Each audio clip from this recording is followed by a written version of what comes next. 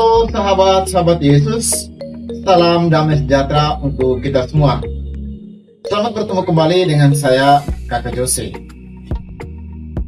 Kali ini Kakak Jose mengajak sahabat-sahabat semua untuk belajar tentang dasar kepemimpinan dalam Gereja Katolik, fungsi hierarki, dan corak kepemimpinan dalam Gereja Katolik. Dengan mempelajari tema ini, kita diharapkan untuk bisa memahami fungsi dan peranan hierarki serta kaum awam dalam Gereja Katolik. Dasar kepemimpinan dalam gereja.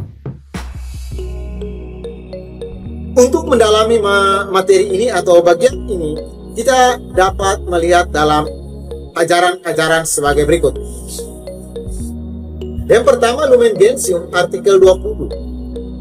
Konsili mengajarkan bahwa atas penetapan ilahi, para uskup menggantikan para rasul sebagai penggembala gereja.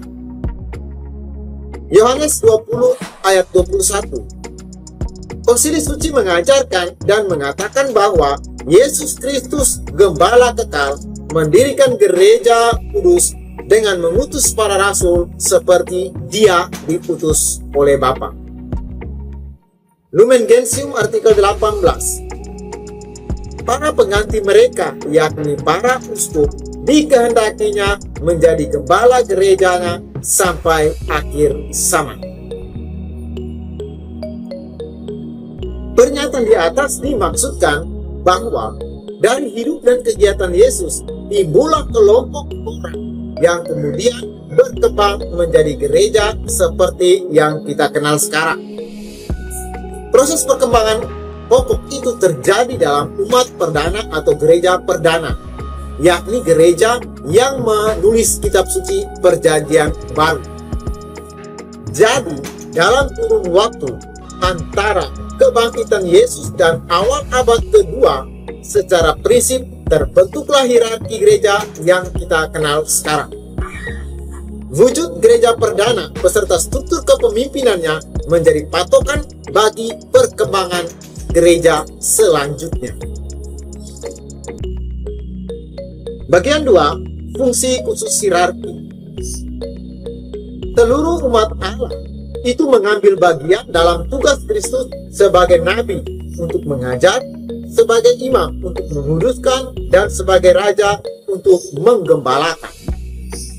Pada kenyataannya, umat itu tidak seragam. Maka gereja mengenal pembagian tiap komponen umat seperti hierarki, biara-biarawati, dan kaum awam yang menjalankan tugas dengan cara yang berbeda. Berdasarkan keterangan yang telah diungkapkan di atas, fungsi hierarki sebagai berikut. Pertama, menjalankan tugas gerejanya, yakni tugas-tugas yang langsung dan eksplisit menyangkut kehidupan beriman gereja seperti pelayanan sakramen dan mengajar. Kedua, menjalankan tugas kepemimpinan dalam komunikasi iman. Hierarki mempersatukan umat dalam iman dengan petunjuk, nasihat, dan teladan. Bagian 3, corak kepemimpinan dalam gereja. Kepemimpinan dalam gereja itu merupakan suatu panggilan khusus dan campur tangan Tuhan merupakan unsur yang dominan. Kepemimpinan gereja tidak diangkat oleh manusia berdasarkan bakat, kecakapan, atau prestasi tertentu. Kepemimpinan dalam gereja tidak diperoleh oleh kekuatan manusia sendiri. Bukan kamu yang memilih aku, tetapi akulah yang memilih kamu. Kepemimpinan dalam masyarakat itu dapat diperjuangkan oleh manusia, tapi kepemimpinan dalam gereja tidaklah demikian. Kepemimpinan dalam gereja itu bersifat mengabdi dan melayani dalam arti semurni-murninya, walaupun ia sungguh mempunyai wewenang yang berasal dari Kristus sendiri. Kepemimpinan dalam gereja adalah kepemimpinan melayani, bukan untuk dilayani, sebagaimana ditunjukkan oleh Yesus sendiri.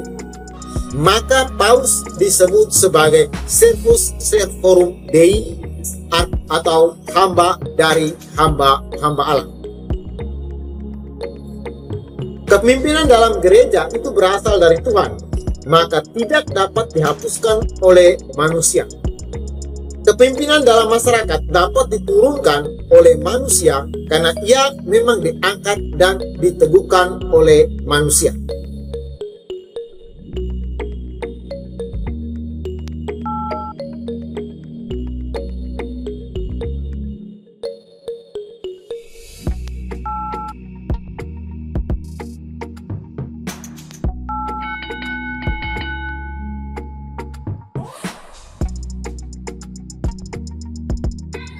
Gereja adalah persekutuan yang semua anggotanya sungguh-sungguh sederajat martabatnya.